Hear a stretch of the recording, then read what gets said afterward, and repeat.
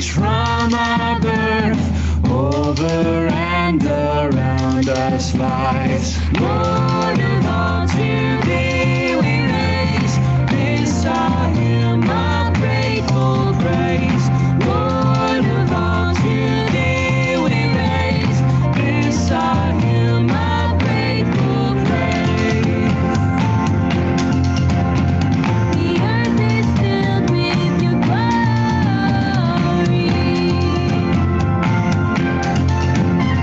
The earth is filled with your glory.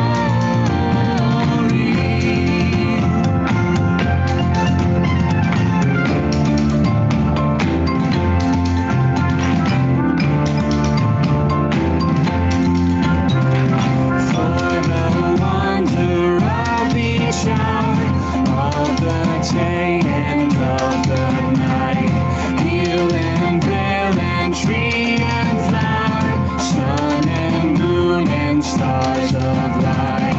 Lord of all, to thee we raise this our hymn of grateful praise. Lord of all, to thee we raise this our hymn of grateful praise. The earth is filled with your glory.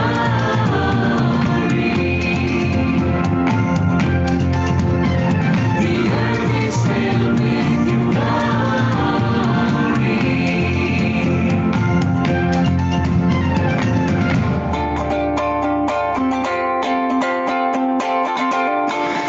All the beauty of the world, the beauty that calls our admiration, our gratitude, our worship at the earthly level, is meant as a set of hints, of conspiratorial whispers, of clues and suggestions and flickers of light, all nudging us into believing that behind the beautiful world is not random chance, but the loving God. Holy, holy, the earth is filled with your glory.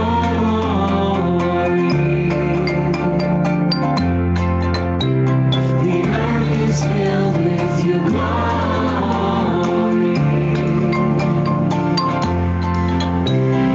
For each perfect gift of thine, to our world so freely given, grace is human and divine, flowers of earth and birds of heaven. Lord of all, to thee we raise this our hymn of grateful praise.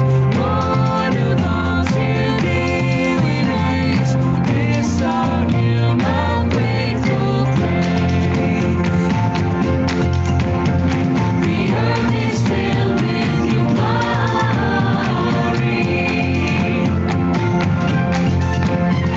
The earth is filled with your glory. The earth is filled with your glory.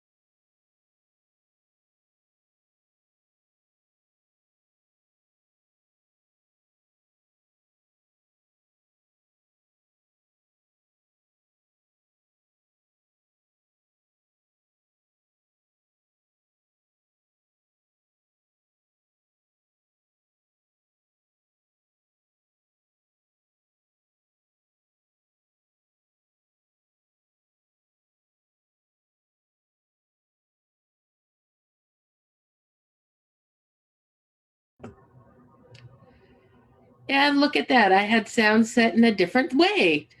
Good morning again. and welcome to Wednesday, April 22nd, and it is Earth Day. It is a glorious day. My name is Norma Malfatti. I am the Director for Evangelical Mission for the Upstate New York Synod and one of the assistants to the Bishop. And it is my delight that I get to lead 9 at 9 today on this Earth Day. Except it's snowing outside a little bit, even though it is spring, even though it is April. So my grand plans of being outside with you all today have been shifted on the fly because it's cold. But I hope that wherever you are, that you are warm and that you are at least able to look out the window and enjoy the earth around you. So I wanted to share a little piece of my life and my story with you that is all centered around creation. So when I was in seminary, one of the classes that I took was Old Testament theology and biblical economics. And my professor was Dr. Marty Stevens. And I took this class, and at the seminary I went to, we had required stewardship classes. Shocker that pastors should be required to take classes. And so I chose this one. And little did I know that that class would actually change my life. I had spent a good chunk of my seminary education, with all apologies to Dr. Gilwell Koenig, trying to get out of taking a class with Dr. Koenig. Not that I didn't like him, not that he wasn't a fabulous professor, but for my concentration, theology and public life, I had taken a lot of classes. I had taken classes on readings in politics and religion. I had taken classes on the theology of Dietrich Bonhoeffer, classes with ethicists who were working in politics, Christian ethicists working in politics. And yet, I needed to take a class from Dr. Gilwell Koenig in order to officially get that title and that concentration. Except every class that he was teaching was on ecology, and that was not the portion of public theology that I was interested in. So I spent all of my seminary education trying to get out of a class. And then I took this one, Biblical Economics and Stewardship. And that is what really made me care so much more deeply about our earth. You see, when you read the creation story, in the beginning, God created.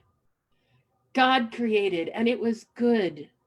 And if you go through all of the days of creation, you'll notice that not one thing is created without the things to support life.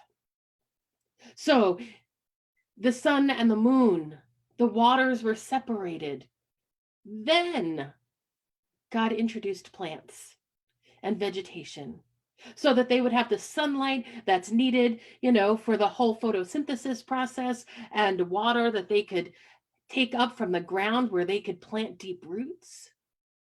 And then animals were created so that they had things that they could eat, that the koala bears would have bamboo, right? It's koala bears who eat bamboo, or panda bears. Maybe it's panda bears. But the bigger portion being that not one thing was created without the things that it's needed in order to live a good life.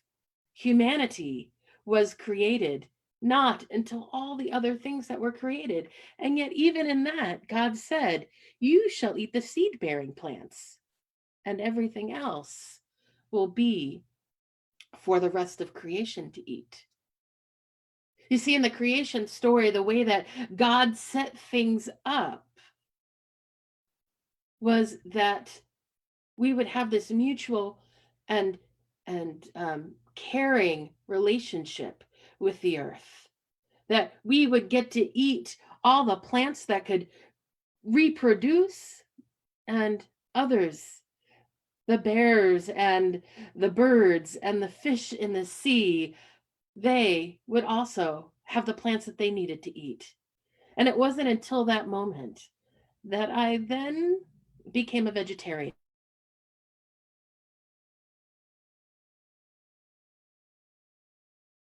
And but it's not until after the flood that God gives humans permission to eat meat.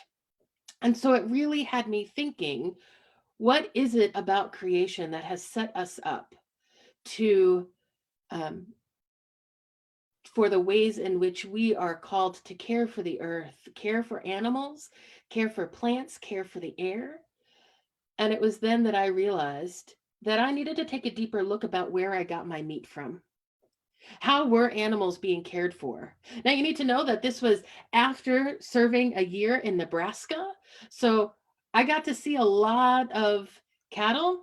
I got to see a lot of feedlots. I got to see a lot of farms and the ways in which our food, at least that comes from Nebraska, was not only farmed, but then a process of learning how it came to my table. And what I learned is that there are some practices based on our demand for consumption that shifts the way the industry acts. And so it may be that cows or chickens are not always cared for and live what some milk commercials say, a happy cow life or a happy chicken life. I don't think it's bad to eat eggs or chicken or cow beef or anything else that's meat. But I do care about is how are those animals treated before they get to be a part of our breakfast or dinner? How are we honoring that God created a cow not for our own dinner, but because God created cows and God created chickens and God created all these animals that we eat? And so it got me engaged in learning about local farming and getting to know local farmers. In fact, this was going to be the year that I think that I was going to start eating meat again. I've done a lot of research on a local farm in Casanova and have exchanged some emails and checked out a website and wanted to go meet that farmer so that I could establish a relationship and know exactly where it was my food came from. Now, I've spent this whole time talking about food and how I care for creation through my choices of the food that I eat, ensuring that animals are cared for in a way that honors their whole life. But this time that we're in, this COVID-19 time, there are so many other things that are being exposed for the ways in which we care for creation. Did you know that in LA, right now, they have the cleanest air on the planet? LA, which is known for its smog and not really being able to see very far. They now have the cleanest air on the planet because of these stay-at-home orders. In Venice, you know, where you can ride those gondolas and that beautiful place, that water there was not clean. Let's just use those words. And in these last weeks, what they've been able to see is not only clean water, but there are fish that live in there. And there are so many other things that are changing on this planet. Perhaps you watched CBS this morning. They did a story on it today. And I'm sure the other major news outlets have been talking about it because today is Earth Day. But I wonder from this time, what might we take for the ways in which we're being called to care for the planet? Because I think the planet might be speaking back to us about the ways in which the earth has been harmed, the ways in which the earth hasn't been cared for by us, human beings, that in scripture, God gives us responsibility for caring for creation. So as you go throughout this day, I hope you're able to enjoy a little bit of outside time, even if you have to bundle up and walk in snow. But more importantly, I hope that on this Earth Day, you can take some time to reflect on how God is calling you to care for creation, how God might be calling on all of us on this planet to change our ways Scientists tell us that we're on a crash course for disaster because of the way we have been not caring for the earth. And so, how might we be changed so that our partner in this life we live can continue to be in a symbiotic relationship with us rather than one of domineering by humans? Blessings to you on this day. Blessings to you on this week. And I hope you have a happy Earth Day.